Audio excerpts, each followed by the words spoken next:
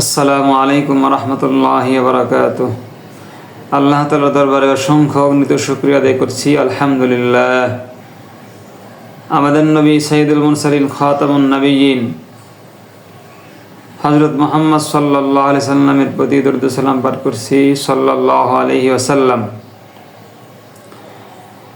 এখন আপনাদের সম্মুখে কোরআনওয়ালাদের কি সম্মান, কি মর্যাদা, এ নিয়ে সংক্ষিপ্ত আলোচনা করবো ইনশাআল্লাহ তাআলা। ইমাম রাজি রহমতুল্লাহি আলাইহির ফাযাইলুল কোরআন ওয়া তিলাওয়াতুহু এই কিতাবের 47 নম্বর হাদিসে আসছে, ক্বালা রাসূলুল্লাহ সাল্লাল্লাহু আলাইহি ওয়াসাল্লাম আশরাফু উম্মতি হামালাতুল কোরআন। রাসূলুল্লাহ সাল্লাল্লাহু আলাইহি ওয়াসাল্লাম বলেছেন, আমার উম্মতের মধ্যে সম্ভ্রান্ত ব্যক্তি, অধিক মর্যাদাবান ব্যক্তি হলো হামালাতুল কোরআন, কোরআন বহনকারীগণ। অর্থাৎ যাদের অন্তরের মধ্যে কোরআন আছে, যারা কোরআনকে হেফজ করেছে, কোরআনের জ্ঞানে জ্ঞানী হয়েছে, কোরআন শিক্ষা করেছে, কোরআনের আলেম হয়েছে, তাদের সম্মান, তাদের মর্যাদা রাসূল বলেন আমার উম্মতের মধ্যে সব থেকে বেশি। যারা কোরআনকে সিনার মধ্যে ধারণ করেছে, যারা কোরআনের আলেম হয়েছে, তারা হলো সবচেয়ে বড় ধনী। ফাযাইলুল কোরআন ওয়া তিলাওয়াতুহু লির-রাজি এই কিতাবের 89 নম্বর হাদিসে আসছে, আন আবি যার রাদিয়াল্লাহু তাআলা আনহু قال قال رسول الله صلى الله عليه وسلم يوما لأصحابه أي الناس أغنى। হযরত আবু যার রাদিয়াল্লাহু তাআলা আনহু থেকে বর্ণিত, তিনি বলেন রাসূলুল্লাহ সাল্লাল্লাহু আলাইহি সাল্লাম একদিন সাহাবীদেরকে জিজ্ঞাসা করলেন, মানুষদের মধ্যে সবচেয়ে বড় ধনী কে? ক্বালু, সাহাবীগণ বললেন আবু সুফিয়ান। আবু সুফিয়ান হলো বড় ধনী।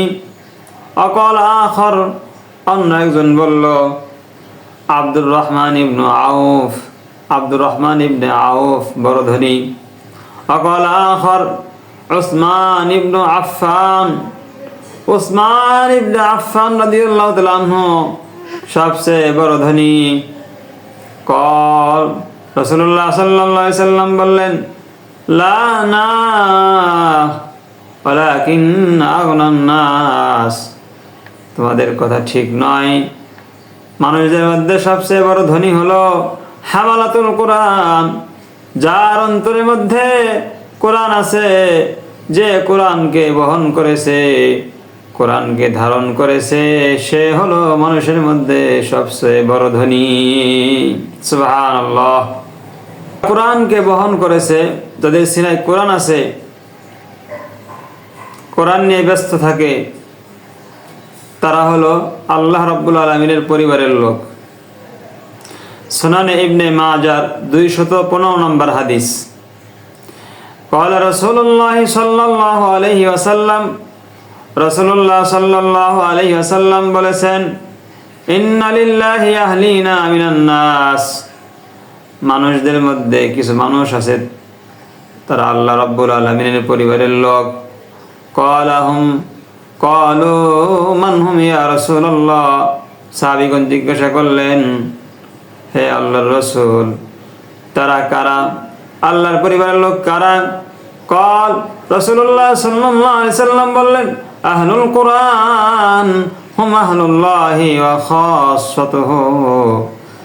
যারা কোরআনওয়ালা, কোরআন যাদের মধ্যে আছে, কোরআন নিয়ে যারা থাকে, তাদের সিনার মধ্যে কোরআন আছে, তারা হলো আল্লাহ রাব্বুল আলামিনের পরিবারের লোক। ওয়া খাসাতুহু, এবং আল্লাহ রাব্বুল আলামিনের বিশেষ লোক। সুবহানাল্লাহ। কোরআনওয়ালাকে আল্লাহ রাব্বুল আলামিন জান্নাত দান করবে। সুনানে তিরমিজির 2905 নম্বর হাদিস। قال رسول الله صلى الله عليه وسلم من قرأ القرآن فاستظهره যে ব্যক্তি কোরআন পড়ল ফাস্তাযহারাহু অথবা এই কোরআনকে মুখস্থ রাখলো ফাহাল্লা হালালাহু ওয়া হারামা হারামাহু কোরআনের যেগুলো হালাল আছে হালালকে মেনে নিল ওয়া হারামা হারামাহু এবং হারামকে বর্জন করলো হারামকে হারাম বলে জানলো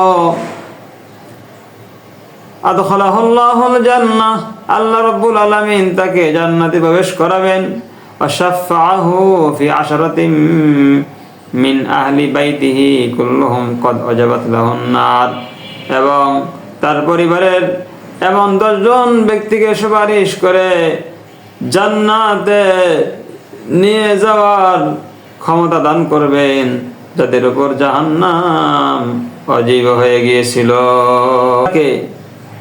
সম্মান করা যেন আল্লাহ রাব্বুল আলামিনকে সম্মান করা সুনানে আবু দাউদের 4843 নম্বর হাদিস قال رسول الله صلى الله عليه وسلم রাসূলুল্লাহ সাল্লাল্লাহু আলাইহি সাল্লাম বলেছেন ইন্না মিন ইজলালিল্লাহি আল্লাহ রাব্বুল আলামিনকে সম্মান করা হয় 3 ব্যক্তিকে সম্মান করলে 1 নাম্বার ইকরামা যিশাইবাতিল মুসলিম বৃদ্ধ মুসলমানকে সম্মান করলে আল্লাহ রাব্বুল আলামিনকে সম্মান করা হয় আমিলুল কোরআন গায়রিল গালি ফিহি ওয়াল জাফি আনহু এবং কোরআনের বহনকারীকে সম্মান করলে আল্লাহ রাব্বুল আলামিনকে সম্মান করা হয় ওয়া ইকরামা যিস সুলতানিল মুকসিত এবং ন্যায়পরায়ণ শাসককে সম্মান করলে আল্লাহ রাব্বুল আলামিনকে সম্মান করা হয় এজন্য বৃদ্ধ মানুষকে সম্মান করতে হবে কোরআনওয়ালাদেরকে সম্মান করতে হবে এবং ন্যায়পরায়ণ শাসক বাদশাহ তাকে সম্মান করতে হবে আল্লাহ তাআলা আমল করার তৌফিক দান করুন কোরআনওয়ালাগণ তারা শ্রেষ্ঠ ব্যক্তি যারা কোরআন শিখে অন্যকে শিক্ষা দেয় তারা শ্রেষ্ঠ ব্যক্তি সহিহ বুখারী 5027 নম্বর হাদিস قال رسول الله صلى الله عليه وسلم خيركم من تعلم القرآن وعلمه রাসূলুল্লাহ সাল্লাল্লাহু আলাইহি সাল্লাম বলেছেন তোমাদের মধ্যে সর্বোত্তম ওই ব্যক্তি যে নিজে কোরআন শিক্ষা করে এবং অন্যকে কোরআন শিক্ষা দেয় কোরআনওয়ালাগণ বদভ্রষ্ট হবে না এবং হতভাগা হবে না عن ابن عباس رضي الله تعالى عنه قال ضمن الله لمن قرأ القرآن হযরত ইবনে আব্বাস রাদিয়াল্লাহু তাআলা আনহু থেকে বর্ণিত তিনি বলেন আল্লাহ রাব্বুল আলামিন কোরআনওয়ালাদের ব্যাপারে জিম্মাদারি নিয়ে নিয়েছেন যে লা ইয়াজিল্লু ফিদ দুনিয়া তারা দুনিয়াতে পথভ্রষ্ট হবে না ওয়ালা ইয়াশকা ফিল আখিরাত এবং আখিরাতে তারা দুর্ভাগা হবে না হতভাগা হবে না সূরা তাহার 123 নম্বর আয়াত ফামান ইত্তাবা হুদায়া ফালা ইয়াজিল্লু ওয়ালা ইয়াশকা যারা কোরআনের অনুসরণ করে যারা কোরআনকে মেনে নেয় তারা দুনিয়াতে পথভ্রষ্ট হয় না এবং আখিরাতে দুর্ভাগা হবে না হতভাগা হবে না সূরা বাকারার 23 নম্বর আয়াত তেলাওয়াত করলেন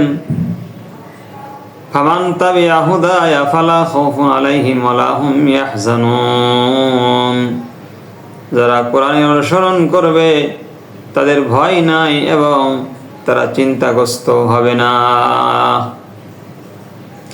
তাহলে কোরআনওয়ালাগণ পথভ্রষ্ট হবে না এবং আখিরাতে হতভাগা হবে না সুতরাং যারা কোরআন থেকে দূরে, যারা কোরআন পড়ে না, যাদের সিনার মধ্যে কোরআন নাই, যারা কোরআন বুঝে না, কোরআন মানে না, এরা পথভ্রষ্ট হয়, সঠিক পথ তারা পায় না, গুমরাহের পথে চলে যায়, শয়তানের পথে চলে যায়, জাহান্নামের রাস্তায় চলে যায়। এজন্য আমাদেরকে কোরআন পড়তে হবে, কোরআন বুকের ভিতরে ধারণ করতে হবে। আল্লাহ তাআলা আমল করার তৌফিক দান করুন।